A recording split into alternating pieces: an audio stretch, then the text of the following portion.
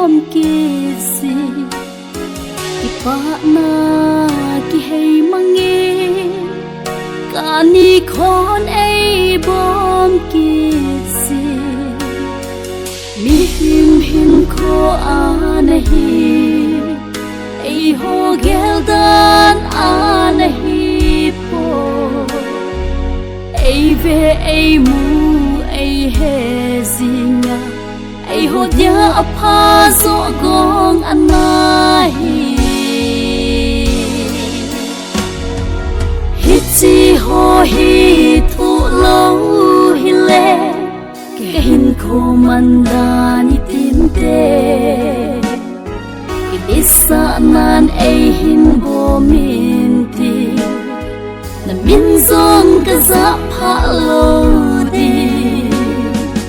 pakai nang to gon anahi ei ma dinga a pha so a he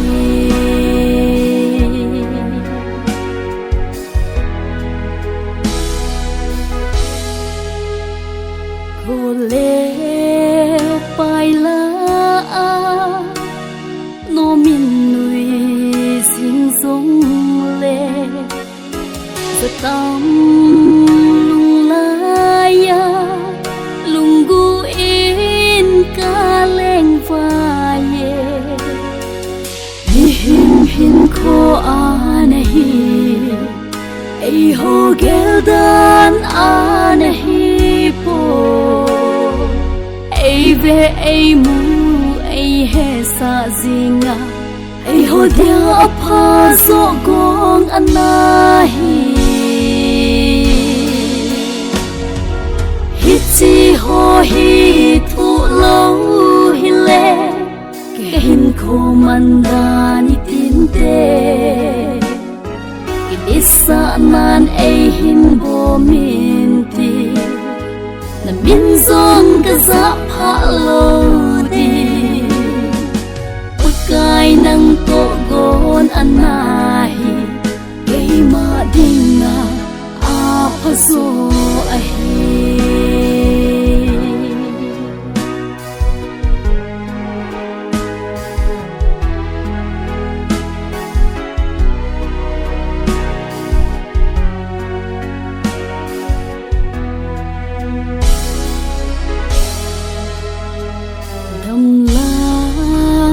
chi mang nghe na zin elum gi mi so mai angui thi na zin e kap si ve mi hin kho anahi ei ho geldan anahi ei ve ei mu ei he zinga ei ho dia apha so gong anahi hitsi ho hi thu lo hi le ke hin kho mandani tinte ke isa nan ei hin bo min ti na min zong ka za pha lo di pakai nang to gon anahi ei ma dinga a pha so a he ei ma dinga a pha so a he